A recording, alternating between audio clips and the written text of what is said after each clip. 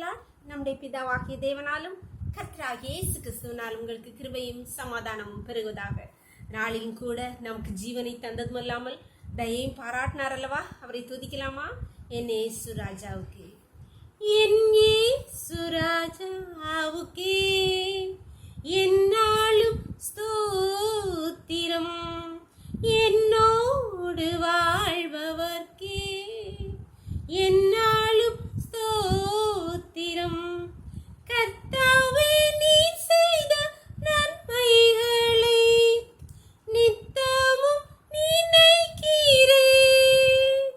கர்த்தாவே, நீ செய்த நன்மைகளை நித்தமும் நினைக்கிறே. முழு உள்ளத்தோடு உம் நாமம், முழு உள்ளத்தோடு உம் நாமம் பாடி புகழுவே. நான் பாடி புகழுவே என் இயேசு ராஜாவுக்கே என்னாலும் ஸ்தோத்திரம், என்னோடு வாழ்பவர்க்கே என்னாலும் ஸ்தோத்திரம். ஒரு வேத பகுதி வாசிக்கலாமா? சங்கீதம் 98 வசனங்கள் 1, 4, 5. கர்த்தருக்கு புதுப்பாட்டை பாடுங்கள், அவர் அதிசயங்களை செய்திருக்கிறார். அவருடைய வலது கரமும் அவருடைய பரிசுத்த புயமும் இரட்சிப்பை உண்டாக்கினது.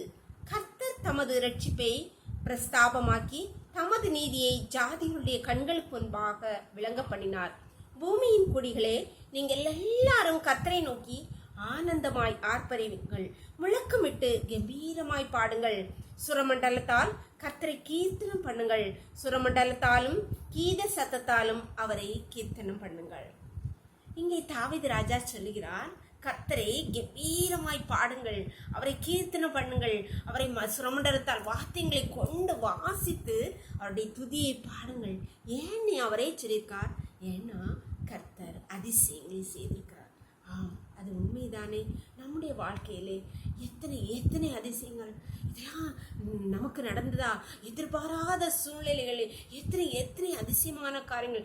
எவ்வளவு மதித்து போவோம், நம்ம கதை இதோடு முடிந்தது என்று பார்த்திருந்த எத்தனை காரியங்களிலே எத்தனை பலவீனங்களே கர்த்தர் அதிசயமாய் நம்மை காத்தார். அந்த பிரச்சனைக்கு அதிசயமாய் நம்மை நீங்களாக்கி விடுத்தார். நம்ம எவ்வளவாய் அவரை துதித்து பாட வேண்டும். அவரை துதிக்கலாமா?